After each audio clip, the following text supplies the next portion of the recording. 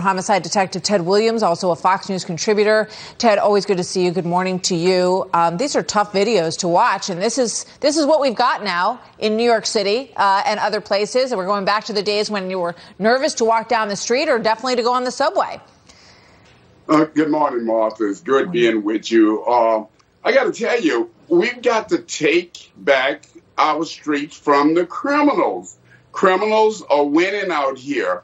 And it's all because of this so-called defunding the police and because of videos of excessive force by officers. But the problem is the citizens in these communities are suffering. Martha, you and I were out in Minneapolis recently. We saw what happened out there at a police precinct where they actually abandoned that precinct. That sent a message to the citizens of that community and perhaps even around the country that you can't count on police officers because they're ready to cut and run.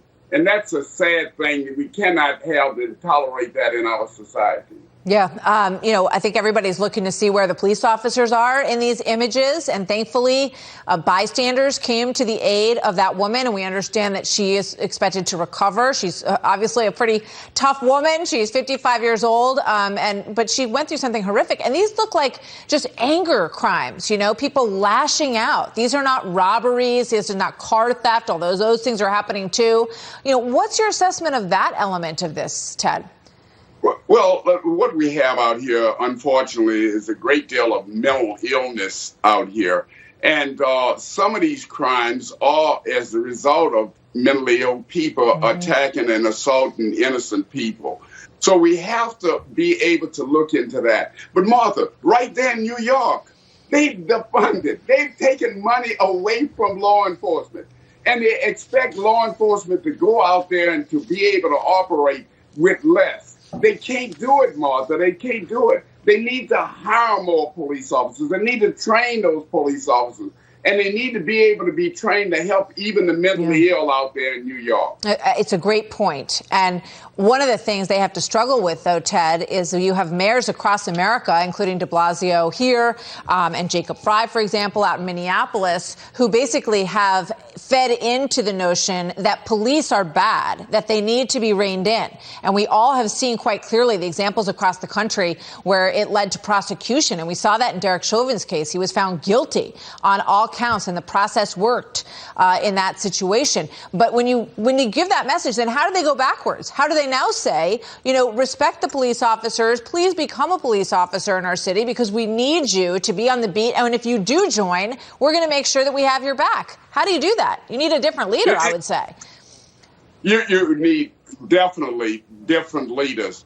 Any leader that is out here for preaching defunding police department, taking money away from police department. You need to get rid of those leaders. You need people with a vision where they can be married and coupled with the police department so that police officers can protect their communities. Protecting the community is the first thing that a police department wants to do. And you cannot tie their hands. And when you look at de Blasio and you look at what had happened in Minneapolis, you're tying the hands of law enforcement officers and you're making citizens less safe, Martha. We also have the squeegee folks back.